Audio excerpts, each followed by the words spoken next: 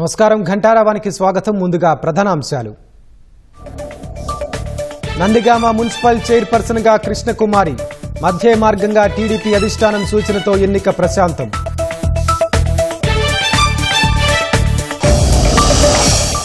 Tirupati corporation deputy mayor గా మునికృష్ణ, మద్దతు ప్రకటించిన 26 మంది సభ్యులు.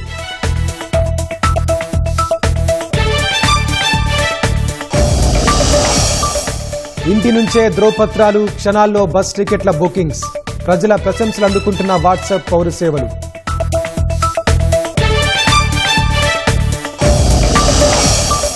భారత్కు చెందిన అక్రమ వలసదారులపై అమెరికా వేటు, 205 మందిని విమానంలో పంపినట్లు సమాచారం.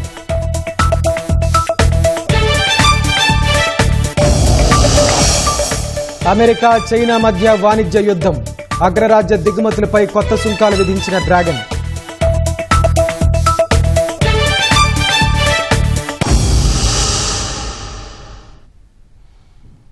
తిరుపతి కార్పొరేషన్ డిప్యూటీ మేయర్గా మునికృష్ణ ఎన్నికయ్యారు. టీడీపీ అభ్యర్థి మునికృష్ణకు 26 మంది మద్దతు తెలిపారు. దీనికి సంబంధించి మరింత సమాచారం మా ప్రతినిధి నారాయణపాక నుంచి ప్రత్యక్ష ప్రసారం ద్వారా అందిస్తారు. వెంకటేష్, తిరుపతి నగరపాలక సంస్థలో వైసీపీకి గట్టి ఎదురెబ్బ తగిలింది. డిప్యూటీ మేయర్ ఎన్నికలో ఓటమి పాలైంది. Telugu Desam party 35వ ward councillor corporator RC Munikrishna Tirupati నగరపాలక సంస్థ డిప్యూటీ మేయర్గా 26 మంది కార్పొరేటర్లు మద్దతు తెలపడంతో ఆర్సి మునికృష్ణ డిప్యూటీ మేయర్గా ఎన్నికయ్యారు. 2 రోజులుగా కొనసాగుతున్న తిరుపతి నగరపాలక సంస్థ డిప్యూటీ మేయర్ ఎన్నికకు ఉత్కంఠకు తెరపడింది. అందరూ ఊహించినట్టుగానే తిరుపతి నగరపాలక సంస్థ 35వ ward corporator RC Munikrishna deputy మేయర్గా ఎన్నికయ్యారు. మాజీ శాసనసభ్యుడు సీనియర్ నేత, వైకాపా సీనియర్ నేత కరుణాకర్ రెడ్డి కుమారుడు అభినయ్ రెడ్డి డిప్యూటీ మేయర్ పదవితో పాటు కార్పొరేటర్కు రాజీనామా చేయడంతో ఈ డిప్యూటీ మేయర్ ఎన్నిక అనివార్యమైంది. ఈ నేపథ్యంలో డిప్యూటీ మేయర్ ఎన్నికకు సంబంధించి నోటిఫికేషన్ జారీ చేశారు. నిన్న ఎన్నిక జరగాల్సి ఉంది, కానీ కోరం లేకపోవడంతో డిప్యూటీ మేయర్ ఎన్నిక నిన్న వాయిదా పడింది. ఈ రోజు జరిగింది. మనం ఒకసారి చూడొచ్చు. పెద్ద ఎత్తున 2 రోజుల పాటు తిరుపతి నగరంలో తీవ్ర ఉత్కంఠ కొనసాగింది. పలు అవాంఛనీయ సంఘటనల నేపథ్యంలో ఉద్రిక్త పరిస్థితులు చోటు చేసుకున్నాయి. కొంతమంది కార్పొరేటర్లను, వైసీపీ కార్పొరేటర్లను కిడ్నాప్ చేశారని చెప్పి వైకాపా నాయకులు ఆరోపించారు. కానీ ఈ ఉత్కంఠ నడుమ కొద్దిసేపటి క్రితం జరిగిన డిప్యూటీ మేయర్ ఎన్నికలో Telugu Desam party 35వ ward councillor RC Munikrishna deputy మేయర్గా ఎన్నికయ్యారు. ఆర్సి మునికృష్ణను తిరుపతి శాసనసభ్యుడు అరణ్య శ్రీనివాసులతో పాటు అన్న అనిత కార్పొరేటరు బలపరిచారు. 26 మంది కార్పొరేటర్లు ఆయనకు మద్దతుగా చేతులు ఎత్తడంతో ఆయన డిప్యూటీ మేయర్గా ఎన్నికయ్యారు. అదేవిధంగా వైసీపీ నుంచి డిప్యూటీ మేయర్ అభ్యర్థిగా పోటీ చేసిన భాస్కర్ రెడ్డిని మేయరు శిరీషతో పాటు అదేవిధంగా ఎంపీ గురుమూర్తి కూడా బలపరిచారు. కానీ ఆయనకు మద్దతుగా 21 మంది మాత్రమే నిలవడంతో ఆయన ఓటమి పాలయ్యారు. టీడీపీకి సంబంధించి 35వ వార్డు కార్పొరేటర్గా ఉంటున్న ఆర్సి మునికృష్ణ డిప్యూటీ మేయర్గా ఎన్నికవడంతో తిరుపతి నగరపాలక సంస్థలో వైసీపీకి గట్టి ఎదురుదెబ్బ తగిలిందనే చెప్పాలి. మన దగ్గర ఇప్పుడు చూస్తున్నాం, అందరూ ఎన్నిక ముగిసిన తర్వాత వెళ్ళిపోతున్నారు. కార్పొరేటర్ ప్రతాప్ రెడ్డి ఉన్నారు, మరిన్ని వివరాలు అడిగి తెలుసుకుందాం. ఎన్నిక ఎలా జరిగింది? సాఫీగానే జరిగింది. ఎవరిని ఏమి ఇబ్బంది ఏం పెట్టలేదు. మనస్ఫూర్తిగానే అందరూ ఓటేశారు. ఓకే, ఈ 2 రోజుల పాటు చాలా ఉత్కంఠ కొనసాగింది. కొంతమంది కార్పొరేటర్లను కిడ్నాప్ చేశారన్నారు, ఏవేవో గొడవలు జరిగాయి. కానీ ఎన్నిక సమయంలో ఎలా జరిగిందట? ఎవరేం కిడ్నాప్ చేయలేదు. మనస్ఫూర్తిగా ఓటేశారు. ఎందుకంటే లోపలంతా కానీ రికార్డుగానే ఉంది కాబట్టి, ఒకవేళ ఏదైనా కిడ్నాప్ చేస్తుంటే వాళ్ళు చెప్పింటారు.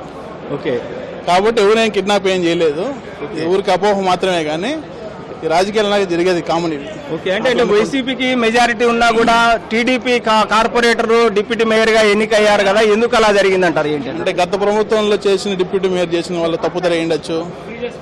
కాబట్టి ఇంకా అంతేగాని ఎవరి ప్రలోభాలతో కానీ ఎవరు కానీ ఏం ఓటైతే వేయలేదు. ఓకే, సో మనం చూస్తున్నాం, ఎలాంటి ప్రలోభాలకు గురి చేయలేదని, ఎవరిని ఎలాంటి కిడ్నాపులు జరగలేదని మనస్ఫూర్తిగా తిరుపతి నగరపాలక సంస్థ అభివృద్ధి కాంక్షించే కార్పొరేటర్లు అందరూ టీడీపీ 35వ వార్డు డివిజన్ కార్పొరేటర్ ఆర్సి మునికృష్ణకు ఓటు వేయడంతో ఆయన డిప్యూటీ మేయర్గా ఎన్నికయ్యారని చెప్పి వైకాపాకు సంబంధించిన కార్పొరేటర్ ప్రతాప్ రెడ్డి చెప్పారు. ఆయన కూడా టీడీపీ అభ్యర్థి మునికృష్ణను బలపరిచారు.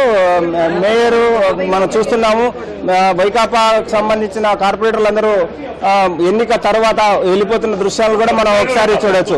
మొత్తం 22 మంది కలిసి ఒకే గుంపులో ఒకే బస్సులో వచ్చారు. కానీ ఇక్కడ మాత్రం సమావేశంలో మాత్రం 21 మందే ఓటేశారు. అంటే వారితో కలిసి 2 రోజులుగా 3 రోజులుగా ప్రయాణం చేసిన కార్పొరేటర్లు కూడా ఎన్నికల సమయంలో టీడీపీ బలపరిచిన టీడీపీ అభ్యర్థికి ఓటేశారు. మన దగ్గర కార్పొరేటర్ ఉన్నారు.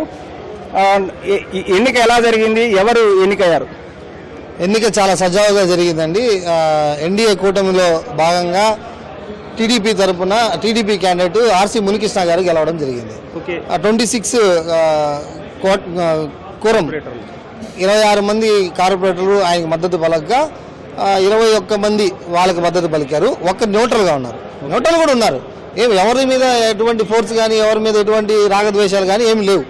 న్యూట్రల్గా ఉండే వాళ్ళు న్యూట్రల్గా ఉండిపోయారు. మాకు ఎలక్షన్ వద్దు, బట్ మా కౌన్సిల్ అనేది అందరూ గౌరవించే విషయం కాబట్టి అందరూ రావడం జరిగింది. దాంట్లో ఎవరికి మద్దతు ఇవ్వాలో వాళ్ళకి ఇచ్చారు. సో అంటే 2 రోజులుగా చాలా ఉత్కంఠ కొనసాగింది. కార్పొరేటర్లను కిడ్నాప్ చేశారన్నారు. అదేవిధంగా ఎమ్మెల్సీలను కోఆప్షన్ మెంబర్లను కిడ్నాప్ చేశారని చెప్పి ఆరోపణలు వచ్చాయి. ఏంటి వీటికన్నిటికీ? కిడ్నాప్ చేయడానికి వాళ్ళేం చాక్లెట్ ఇచ్చి ఎత్తుకోపోవడానికి చిన్నపిల్లలేం కాదు. ప్రతి ఒక్కరు కూడా అందరూ కూడా చాలా ఏజ్డ్, అలాగే రాజకీయ దురంధులు ఉన్నారు, రాజకీయ నాయకులు, యువకులు అందులో చాలా మంది ఉన్నారు. దాన్ని అందరూ కూడా ఊరికే ఏదో అలా మబ్బి పెట్టి మసిపూసి మారేడుకాయ చేసి చూపించడమే తప్ప ఏమీ లేదు. వాళ్ళని అక్కడ తోపులాట జరగడం వల్ల వాళ్ళ స్వస్థలాలకో లేదా బంధువుల ఇళ్లకో పోయి అక్కడ ఉండి పొద్దున్నే వాళ్ళందరూ కూడా స్వచ్ఛందంగా వాళ్ళే రావడం జరిగింది. చాలా ప్రశాంతంగా ఉంది. ఈరోజు సెక్యూరిటీస్ కూడా చాలా గట్టిగా, ఎస్పీ గారు కూడా మంచిగా సపోర్ట్ చేశారు. ఎవరి పార్టీకి వాళ్ళు ఇండివిజువల్గా వచ్చి హ్యాపీగా వాళ్ళకి నచ్చిన వారికి వాళ్ళు ఓటు వేసుకొని, నచ్చని వాళ్ళు ఎవరైనా ఉంటే న్యూట్రల్లో ఉండి వెళ్ళారు. ఓకే. సో అంటే వైసీపీకి మెజారిటీ ఉన్నప్పటికీ టీడీపీ అభ్యర్థి గెలవడం వెనక కారణాలు ఏమంటారు? వైసీపీ అభ్యర్థి ఉన్నప్పటికీ ఇప్పుడు కూటమిలో భాగంగా వాళ్ళ అభివృద్ధి కార్యక్రమాలకి భాగం మేము రండి అని ఆహ్వానిస్తున్నారు. దాంట్లో చాలా మంది మగ్గు చూపించారు. దాంట్లో దిశగానే ఎక్కువ మంది దానికి మద్దతు చేశారు. అంటే ప్రలోభాలకు గురి చేశారు, అందుకనే మారిపోయారు అని చెప్పి విమర్శలు వస్తున్నాయి. ఏమంటారు? లేదు, ఈరోజు సాక్షాత్తు నగరాభివృద్ధి పైన సాక్షాత్తు ఎమ్మెల్యే గారు, మినిస్టర్ గారే కూర్చొని మాట్లాడడం జరిగింది. నెక్స్ట్ ఈ ఉన్న 1 సంవత్సరంలోనే వార్డుకి 70 లక్షల నుంచి ₹1 కోటి నిధులు కేటాయిస్తాము. తిరుపతి స్మార్ట్ సిటీగా ఆల్రెడీ ఉంది. దీని మీద ప్రత్యేకమైన దృష్టి చంద్రబాబు గారికి ఉంది. సో దీని మీద ఖచ్చితంగా అభివృద్ధి కోసం మీరందరూ కూడా పాటుపడాలి, మీరందరూ కూడా దాంట్లో భాగం అవ్వాలి అని వాళ్ళు పిలవడంతో చాలా మంది మద్దతుగా ఇవ్వడం జరిగింది. సో ఇది పరిస్థితి. తిరుపతి నగరాభివృద్ధిని కాంక్షించే కార్పొరేటర్లందరూ తెలుగుదేశం తరపున బరిలో డిప్యూటీ మేయర్ అభ్యర్థిగా బరిలో దిగిన 35వ వార్డు కార్పొరేటర్ ఆర్సి మునికృష్ణను బలపరచడంతో ఆయన డిప్యూటీ మేయర్గా తిరుపతి నగరపాలక సంస్థకు ఎన్నికయ్యారన్న అభిప్రాయం వైసీపీకి సంబంధించిన కార్పొరేటర్లు అభిప్రాయం వ్యక్తం చేస్తున్నారు. ఎలాంటి ప్రలోభాలు, ఎలాంటి అప్రజాస్వామిక విధానాలు కొనసాగలేదని, ఎన్నికలు ప్రశాంతంగా జరిగాయని, అదేవిధంగా ఈరోజు సమావేశానికి హాజరైన 48 మందిలో 26 మంది కార్పొరేటర్లు టీడీపీ 35వ వార్డు కార్పొరేటర్ మునికృష్ణకు మద్దతు పలికితే 21 మంది టీడీపీ వైసీపీ నుంచి బరిలో దిగిన భాస్కర్ రెడ్డికి మద్దతు తెలిపారు. మరొక కార్పొరేటరు ఓటింగ్ లో పాల్గొనకుండా తటస్థంగా ఉండిపోయారు. ఇది ఇక్కడున్న తాజా పరిస్థితి. కెమెరామెన్ భాస్కర్ తో V Narayanappa, ETV news, over to studio. ధన్యవాదాలు నారాయణప్ప. నందిగామ మున్సిపల్ చైర్పర్సన్గా మండవ కృష్ణకుమారి ఎన్నికయ్యారు. దీనికి సంబంధించి మరింత సమాచారం మా ప్రతినిధి సూర్యారావు ప్రత్యక్ష ప్రసారం ద్వారా అందిస్తారు.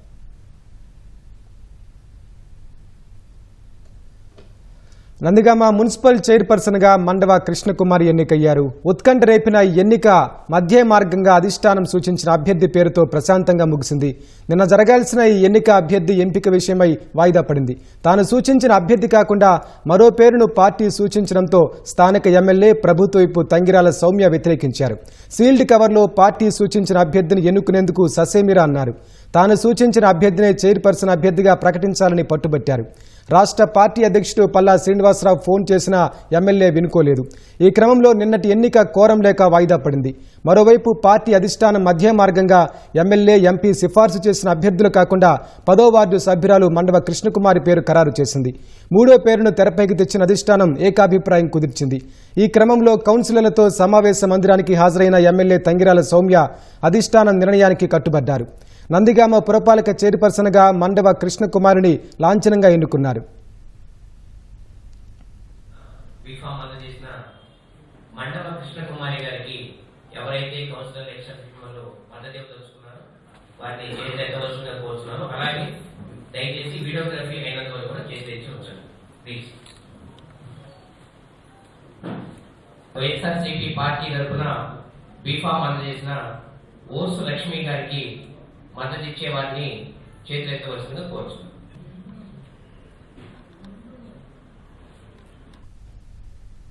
నందిగామ మున్సిపల్ చైర్పర్సన్గా ఎన్నిక జరిగిన తీరుపై మరింత సమాచారం మా ప్రతినిధి సూర్యారావు ప్రత్యక్ష ప్రసారం ద్వారా అందిస్తారు. వెంకటేష్, రాష్ట్ర వ్యాప్తంగా ఉత్కంఠ రేపిన నందిగామ మున్సిపల్ చైర్పర్సన్ పదవికి ఎన్నిక ఇవాళ ప్రశాంతంగా ముగిసింది. మొత్తం మీద నిన్నటి వరకు తర్జన భర్జనలు పడ్డారు టీడీపీ తరఫున అభ్యర్థి ఎవరనేది. మొత్తం మీద ఇవాళ అయితే అధిష్టానం బీఫామ్లో ఎవరు సూచించారో మండవ కృష్ణకుమారి పేరును, ఆ పేరునే మొత్తం మీద టీడీపీ సభ్యులందరూ కూడా ఎమ్మెల్యే తంగిరాల స్వామితో సహా అందరూ కూడా బలపరిచారు. ఆవిడే 10వ వార్డు సభ్యురాలు మండవ కృష్ణకుమారి ఏకగ్రీవంగా ఎన్నికయ్యారు. నిన్నటి నుంచి కూడా నందిగామ మున్సిపల్ చైర్పర్సన్ పదవి పైన ఉత్కంఠ రాజ్యం వెళ్ళింది. ఎవరు ఎన్నికవుతారు, ఎవరు చైర్పర్సన్ అభ్యర్థి అనేది ఒక్కొక్కరు ఒక్కొక్క పేరు సూచించడంతో కాస్త అయోమయం నెలకొంది. అయితే ఈ అయోమయాన్ని తెరదించుతూ ఇవాళ పరిశీలకులు బీఫారం పట్టుకొని వచ్చారు. దీంట్లో ఎవరి పేరు ఉంటుందనే ఉత్కంఠకి తెరతీస్తూ మొత్తం మీద కృష్ణకుమారి పేరును మొత్తం మీద పరిశీలించింది అధిష్టానం.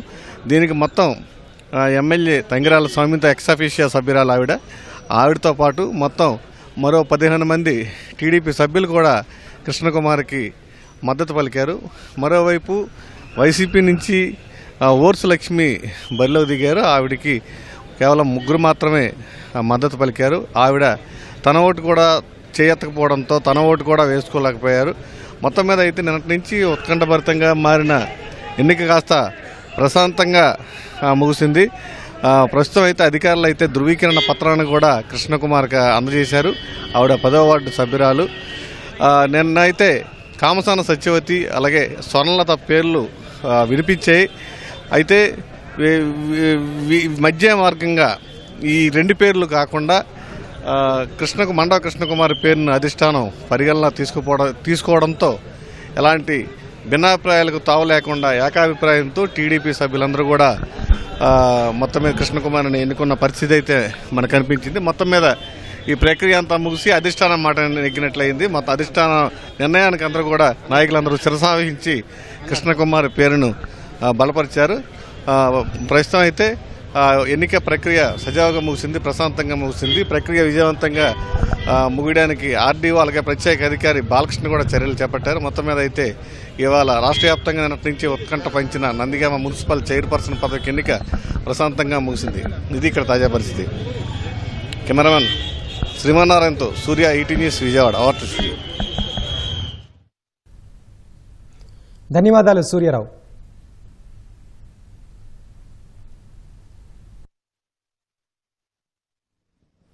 ఇదంతా కూడా మరి అధిష్టాన ఆమోదంతోనే జరిగిందండి. గత 2 రోజులుగా మేము కొలికి రాలేకపోయాము. చివరిగా తుది నిర్ణయం మరి అధిష్టానం దృష్టిలో పెట్టడం, వాళ్ళు ఆమోదించడంతో ఈరోజు మేము ప్రకటించడం జరిగింది.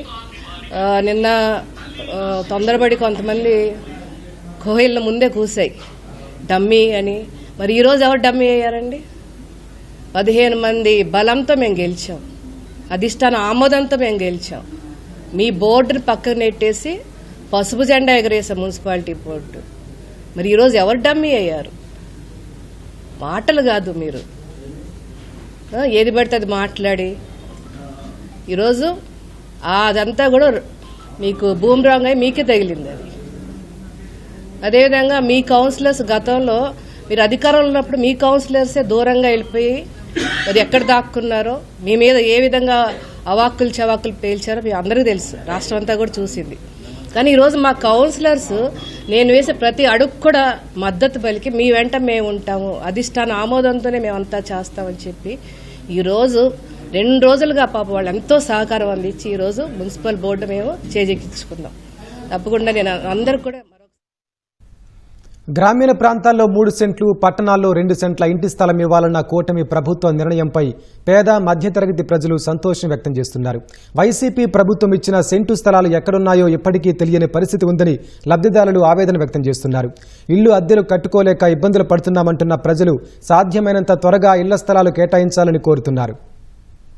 15లో ఇంటికి తూర్పు నియోజకవర్గంలో ఎమ్మెల్యే గారి ఆఫీసులో కాగితాలు పెట్టుకున్నాం. టిట్కో ఇల్లు సెలక్షన్ అయింది, వచ్చింది, డబ్బులు కట్టమన్నారు, 25,000 కట్టాం. మళ్ళీ 2019 నుంచి 24 వరకు జగన్ ప్రభుత్వం వచ్చింది. ఇంతవరకు టిట్కో ఇల్లు అనేది లేదు. 2 సెంట్లు స్థలం ఇస్తే చంద్రబాబు నాయుడు సంతోషంగా ఉంటాం ఇల్లు కట్టుకుని. పోయిన గవర్నమెంట్లో సెంటు స్థలం ఇచ్చారు, అది ఇచ్చారు కానీ ప్లేస్ చూపిలా, ల్యాండ్ చూపించలేదు. అదేమంటే రిజిస్ట్రేషన్ అన్నారు, రిజిస్ట్రేషన్ కాగితం తీసుకొని వెళ్ళి ఎతికితే చెరువులు గుట్టలు కనపడుతున్నాయి తప్పితే మాకు ఇచ్చిన స్థలం మాత్రం కనపడతలా. మరి ఈ గవర్నమెంట్ వచ్చింది అన్న మాట ప్రకారంగా 2 సెంట్లు సిటీలోను, 3 సెంట్లు మరి పల్లెటూరులోనే ఇస్తానంటున్నారు. మాకు చాలా సంతోషంగా ఉంది.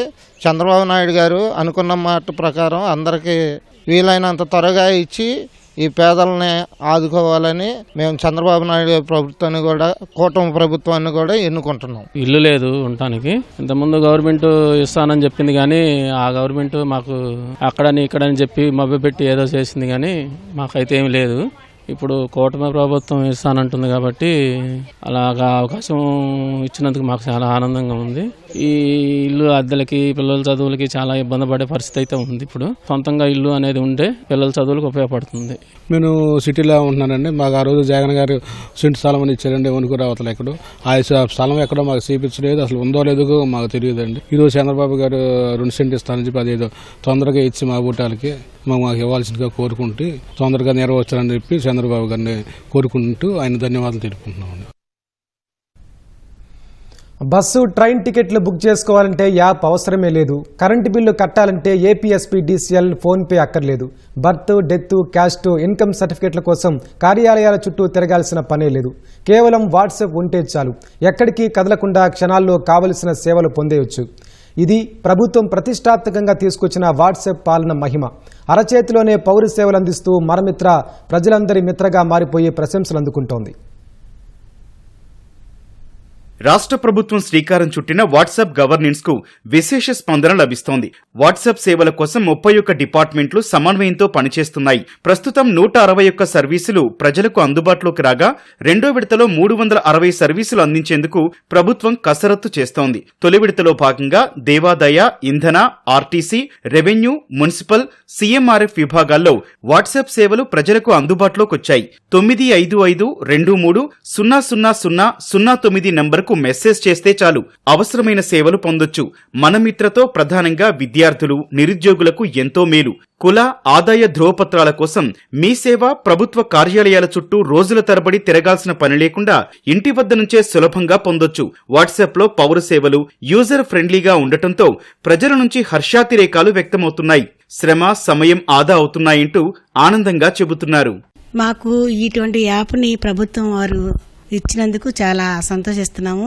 మేము ఏ పని చేయాలన్నా కానీ ఛార్జీలు పెట్టుకుని బయటికి వెళ్ళి ఆఫీసుల చుట్టూ తిరుగుతూ పిల్లలకి కానీ మాకు డేట్ ఆఫ్ బర్త్ కావాలన్నా ఏ కావాలన్నా కానీ మున్సిపల్ ఆఫీస్కి వెళ్తే వెంటనే పనులు అయ్యాయి కాదు. కానీ ఈ యాప్ ద్వారా మేము ప్రతిదీ ఇంట్లో ఉండి మేము చేసుకోగలమని నేను ఆనందిస్తున్నాను. ఈ మనమిత్ర అనే యాప్ ద్వారా ఏంటంటే ఇప్పటి వరకు మనం ఏదన్నా డేట్ ఆఫ్ బర్త్లు కానీ లేదంటే ఏదైనా సర్టిఫికేట్స్ ఏదైనా కావాలి అని అంటే కనుక కొన్ని ఆఫీసులకు వెళ్ళి అక్కడ తిరగడం ఇదంతా జరుగుతుంది. కానీ ఇప్పుడు ఇది మనకి ఆన్లైన్లోనే మన చేతిలోనే, మన ఫోన్ ఎప్పుడు మన చేతిలోనే ఉంటుంది కాబట్టి ఏదైనా కావాలి అన్నప్పుడు వెంటనే దాన్ని క్లిక్ చేసుకున్నప్పుడు మనకి ఎక్కడెక్కడ ఏ సర్వీసులు అందుతాయి అనేది దీని ద్వారా తెలుసుకున్నాం. ఆంధ్రప్రదేశ్ ప్రభుత్వం వాట్సాప్ సేవల ద్వారా మన సమాజంలో ఉండే అందరి సభ్యులకి సర్టిఫికేట్స్ కానీ సేవలను అందించడం బాగుంది. అదే ప్రాంతంలో తన ఇంటి దగ్గరే పొందడానికి ఈ సర్వీస్ని చేయూతనందించినందుకు ఆంధ్రప్రదేశ్ మొత్తం తీసుకొచ్చిన ఈ సేవల్ని స్వాగతిస్తున్నామండి. ప్రజలకు ప్రభుత్వానికి వారధిలా మనమిత్ర పనిచేస్తుందని నిపుణులు చెబుతున్నారు. పూర్తి స్థాయిలో ఈ కార్యక్రమం విజయవంతం కావాలంటే ప్రజలకు మరింత అవగాహన కల్పించాలని చెబుతున్నారు. ఎప్పుడో మనకి చెప్పుకునే వాళ్ళు ప్రపంచం మీ గుప్పెట్లో సెల్ ఫోన్ వల్లనే, అలాగే ఇప్పుడు ప్రభుత్వం మీ గుప్పెట్లో వారి యొక్క సేవల్ని మీ చేతిలో, మీ అరచేతిలో ఇస్తుంది. సో నిరుద్యోగులకి కానివ్వండి, రైతులకు కానివ్వండి, గృహ అవసరాల కోసం ఇంటి దగ్గర నుంచి నీటి పన్ను కానివ్వండి, విద్యుత్ బిల్లులు కానివ్వండి అన్నీ చెల్లించుకోవడానికి అన్ని రకాల సదుపాయాలను ఇచ్చారు. సోషల్ మీడియాని కేవలం మిస్యూజ్ చేయడానికే కాదు, ఓన్లీ దుర్వినియోగపరచడానికే కాదు, ఇలా సద్వినియోగపరచచ్చు అనేటువంటి దాన్ని ఆంధ్రప్రదేశ్ ప్రభుత్వం ఒకసారి మళ్ళీ రుజువు చేసిందనే చెప్పాలి. సో ఇది ప్రజలందరికీ మరింత చేరువయ్యి ప్రజలందరికీ ఎంతో ఉపయోగపడాలి. ప్రజల సమయాన్ని ఎంతో ఆదా చేయడానికి ఈ సేవలు ఉపయోగపడతాయి. I hats off for government of Andhra Pradesh. ఈ వినూత్నమైన దాన్ని ప్రజలందరం కూడా ముందుకు తీసుకెళ్దాము. ప్రతి పంచాయతీ దగ్గర కూడా, అలాగే మన వార్డుల దగ్గర సెల్ఫ్ హెల్ప్ గ్రూప్స్కి అందరికీ కూడా విరివిగా ఈ నెంబర్ వెళ్ళేటట్టు చేయండి. ఎంత విరివిగా వెళ్తే అంత సదుపాయంగా ఉంటుంది. అట్లాగే మన ట్రైన్ బుకింగ్ ఉంటాయి కదా, సో టికెట్స్ మీద వేయండి. అట్లాగే మనకి ప్రతి వాళ్ళం మన బాధ్యత కింద తీసుకుని దీన్ని మనం ఎడ్యుకేట్ చేస్తే గనక చాలా మంది వాడుకుంటారు. ప్రజల ఇబ్బందులు తీర్చేందుకు ప్రభుత్వం తీసుకొచ్చిన వాట్సాప్ పాలన గేమ్ చేంజర్లా మారుతుందని నిపుణులు అభిప్రాయపడుతున్నారు. నిరక్షరాస్యులను దృష్టిలో పెట్టుకుని వాయిస్ మెసేజ్ల ద్వారా కూడా వాట్సాప్ సేవలు అందించాలని సూచిస్తున్నారు.